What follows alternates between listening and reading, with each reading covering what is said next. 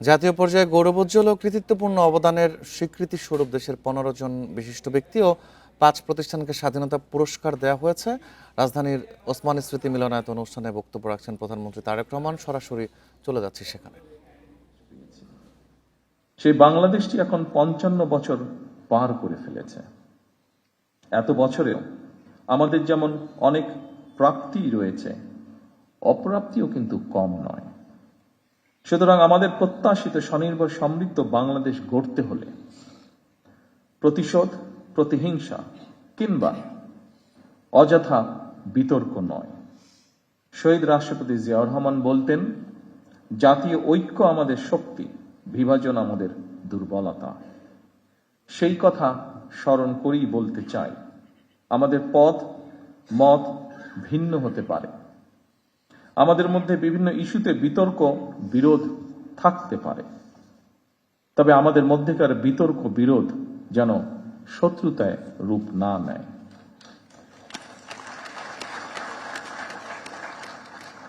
দেশের স্বার্থে অবশ্যই সে ব্যাপারে আমাদের সবাইকে অত্যন্ত সতর্ক থাকা জরুরি, কারণ বাংলাদেশের স্বার্থ বিরোধী চক্র এখনো সুযোগের অপেক্ষায় রয়েছে। সম্মানিত সুধীবৃন্দ, সম্মানিত সভাপতি, দুর্নীতি দুঃশাসনে পর্যদস্ত একটি ভঙ্গুর অর্থনীতি, দুর্বল শাসন কাঠামো আর অবনতিশীল আইন শৃঙ্খলা পরিস্থিতির ভেতর দিয়ে নতুন সরকার যাত্রা শুরু করেছে। আইন শৃঙ্খলা পরিস্থিতির উন্নয়ন, দুর্নীতি নিয়ন্ত্রণের মাধ্যমে জনজীবনে শান্তি নিরাপত্তা ফিরিয়ে আনাই হচ্ছে আমাদের সরকারের অন্যতম প্রধান অগ্রাধিকার। বাংলাদেশের বর্তমানে এক বিশাল সংখ্যক কর্মক্ষম জনগোষ্ঠী রয়েছে। কর্মক্ষম এই জনগোষ্ঠীর জন্য কর্মসংস্থান তৈরির এই মুহূর্তে হচ্ছে বড় চ্যালেঞ্জ। শুধু অর্থনীতি নয়, ফ্যাসিবাদী শাসনামলে আমাদের শিক্ষা ব্যবস্থাও বিপর্যয়ে নেমে এসেছিল।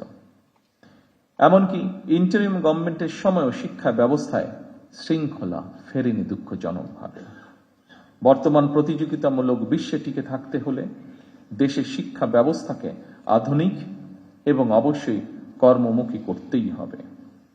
শিক্ষা ব্যবস্থাকে বাস্তবমুখী করার কাজটিও আমরা শুরু করেছি। দেশের অর্ধেকের বেশি নারী।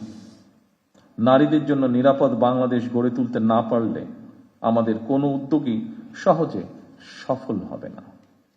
এভাবে প্রতিটি সেক্টরকে চিহ্নিত করে সরকার কর্ম পরিকল্পনা বাস্তবায়নের কাজ এরই ভিতরে শুরু করেছে।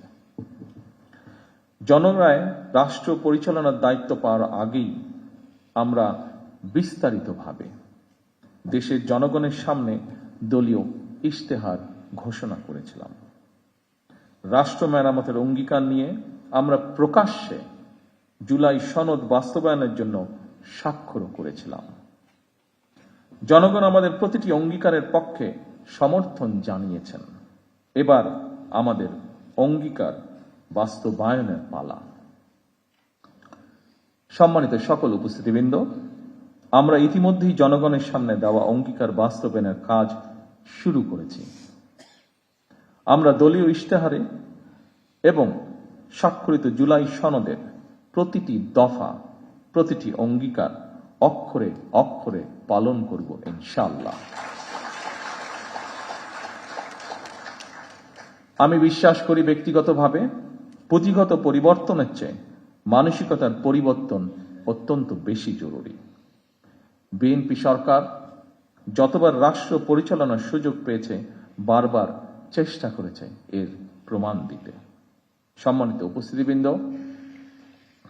বৈশ্বিক যুদ্ধ পরিস্থিতির মধ্যেও আমরা সবকিছু চেষ্টা করছি স্বাভাবিক রাখার। বিশ্বের সকল দেশে তেল ডিজেলের দাম বাড়ানো হলেও আমরা জনদুর্ভোগের কথা বিবেচনা করে এখন পর্যন্ত এই সিদ্ধান্তটি নেইনি। এই